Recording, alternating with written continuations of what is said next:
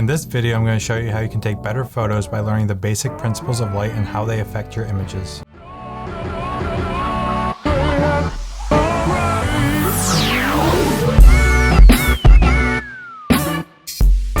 Hey there, and welcome to the channel. If you're new here, my name's Chris. I recently quit my corporate job to pursue photography full-time. I'm teaching you photography and how to start a creative business. Today I'm showing you how a basic knowledge of lighting can transform your photos. When starting out in photography, it's easy to feel frustrated if your photos don't look like those you find on Instagram. You want to take better photos, but you don't know how. You start looking at better cameras and better lenses, thinking that's the secret. But it's not. In my last video, I talked about how having a knowledge of the basic principles of light will do more for your photos than a new camera will. Let's dive in and start with this question. What do you think the most important element of photography is?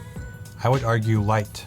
Wikipedia tells me that the word photograph literally means drawing with light. Knowing this, we should try and learn the most we can about light in order to take the best photos possible. This might sound intimidating, but really knowing just a few key principles will take you a long way. I'm not talking about the exposure triangle either. We're focusing on light itself. We need to understand how the position of a light source in relation to your subject is going to affect your images. Next, we're going to learn about hard light versus soft light. You don't need any special equipment to use this knowledge. All the examples I'm providing will use the sun.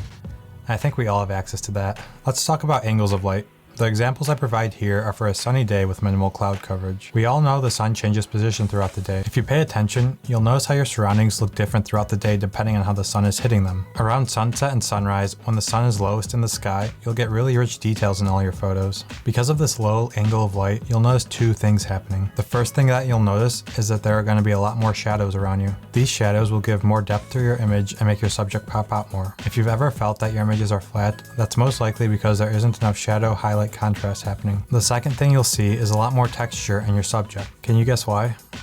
The same reason as before, the lower angle of light is going to cause more shadows on the surface of your subject. More shadows on the surface of your subject will bring out more textures and add to a more interesting image. Let's check out this example. This was shot right as the sun was crossing the horizon, so the angle of light here is super low in the sky. Check out the ice in this image. You can see all the small ice crystals because there are shadows and highlights that really bring these out. If you look even closer, you're going to start seeing the waves in the water too. Again, shadows and highlights will bring this detail out. Now let's talk about what happens when the sun is highest in the sky. If you took this picture at noon, you wouldn't see all these details. There would be very little shadows here, and you would only see highlights. What does that mean in terms of the final image?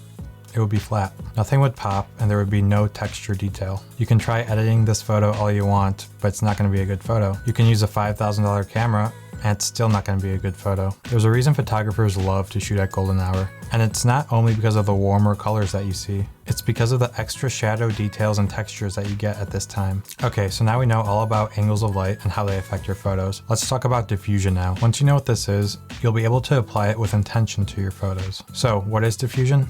It's when light has to move through some medium before it hits your subject. Softboxes are a form of diffusion. Can you think of a form of diffusion when you're outside? Clouds are the biggest diffuser out there.